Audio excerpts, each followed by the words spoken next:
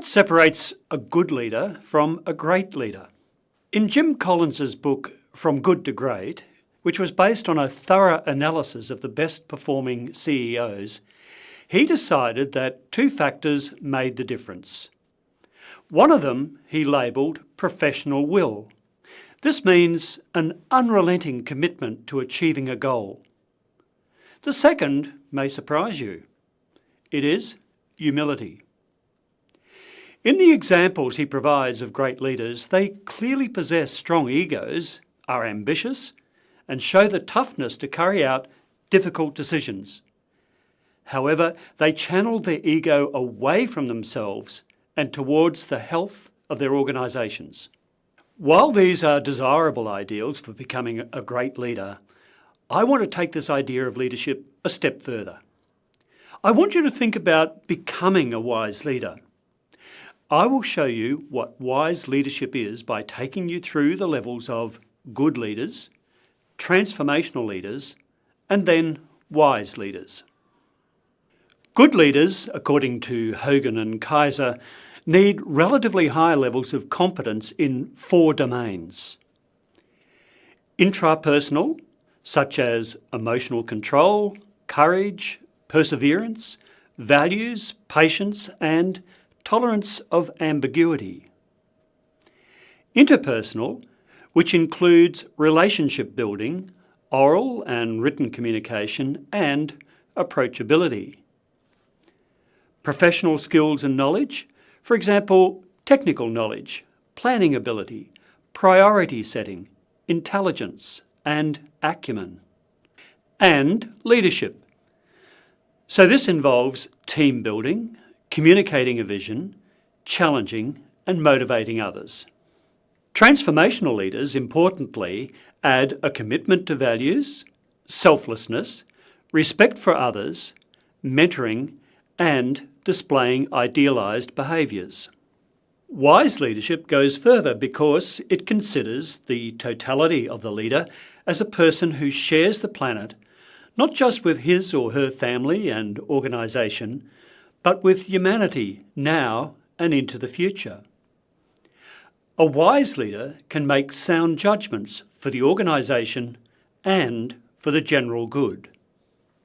Consider the following definitions of wisdom provided by management theorists. Mellon and Krieger describe wisdom as the ability to grasp the significance of many, often contradictory signals and stimuli, and to interpret them in a complete and integrative manner, to learn from them and act according to them. Vail suggests it is the way of reflecting and living in constantly changing situations and of being able to act wisely with regard to them. And Weick describes wisdom as the ability to strike the balance between self-confidence and doubt. Now, consider this view of wisdom provided by leading German psychologists Paul Boltes and Ursula Staudinger, the founders of the Berlin School of Wisdom, who began studying wisdom from the 1990s. They define wisdom as expert knowledge and judgment in the fundamental pragmatics of life that produces the ways and means of planning, managing, and understanding a good life. Wise leaders, they say, and their empirical evidence supports this, have extraordinary insight, knowledge, and skill concerning the meaning and conduct of life. They are able to judge and give advice on difficult and ambiguous life issues. The Berlin researchers derived 5 distinct dimensions of wisdom. 1. Rich factual knowledge means knowledge about such topics as human nature, how we change over our lifespan, how people vary in intellectual and moral development. It means capacity for interpersonal relations with a variety of people and understanding how social norms affect how we do things. 2. Rich procedural knowledge means having strategies and techniques for dealing with the way we conduct life, such as how to handle life conflicts. 3. Lifespan contextualism means being able to consider life problems in context. That is, understanding others by taking into account factors such as education, their family, work, and friends. Wise people can interrelate these factors to make a judgment and put them into a lifetime perspective. For example, when a person first falls in love, they may think it's the end of the world when their partner ends it. Having lifespan contextualism allows a person to see this as a present dilemma that shapes our future. 4. Relativism of values and life priorities means to acknowledge and tolerate individual differences in values. This does not mean that you don't have strong values. Rather, it means understanding how others' values affect their worldview so that you can work towards optimising the individual and the common good. 5. Recognition and management of uncertainty is based on the idea that human beings can never know everything that is necessary to determine the best decision in the present, to predict the future perfectly, or to be 100% sure about why things happened the way they did in the past. Lacking this capacity can lead to unnecessary anxiety or an obsessive and unsuccessful obsession with controlling. The Berlin Wisdom School introduces a useful concept that is consistent with ancient Greek philosophy, including Aristotle: the dialectic. A dialectic occurs when ideas or motivations or values are opposed to each other. The resolution of this tension can produce a worthwhile synthesis or a new state. They say that wisdom concerns mastering the basic dialectics that shape our human existence, such as the dialectic between good and bad, positivity and negativity, dependency and independence, certainty and doubt, control and lack of control, finiteness and eternity, strength and weakness, and selfishness and altruism.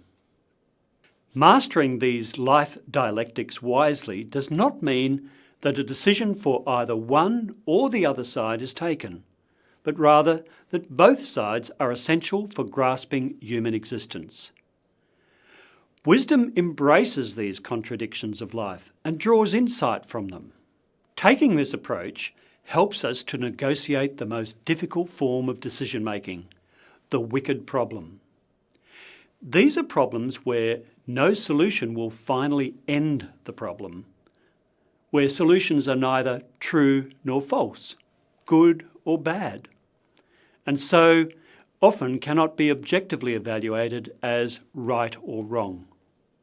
An example of a wicked problem was the attempt by the Colombian government to reach a peace settlement with the rebel movement known as FARC.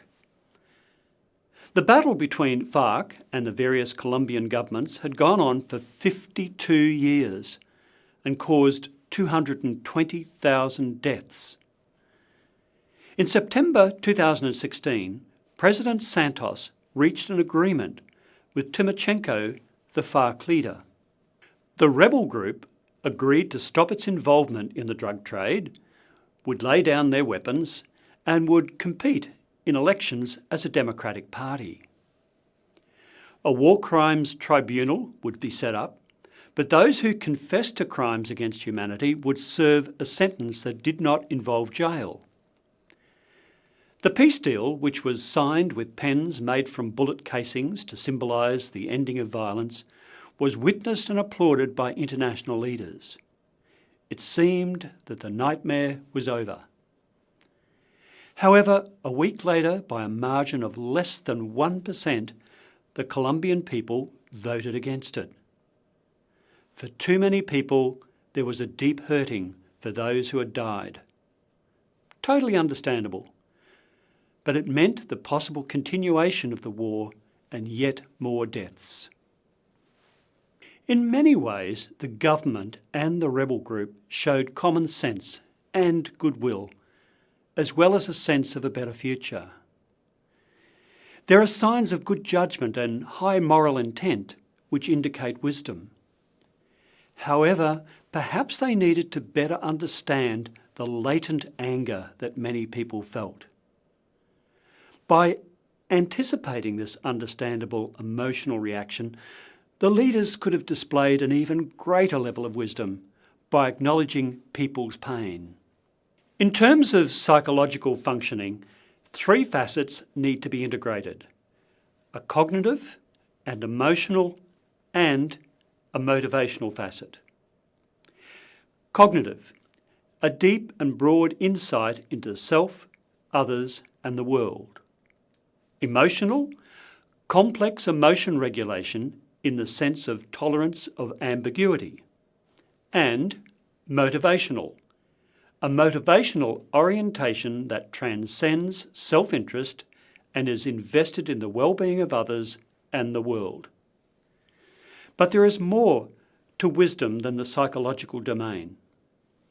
Leaders in international development projects have to deal with complex situations and different types of stakeholders. To what extent is it possible to have deep insight into others, to regulate your emotional responses under pressure, and to commit yourself to making decisions that are, in the long term, of benefit to all?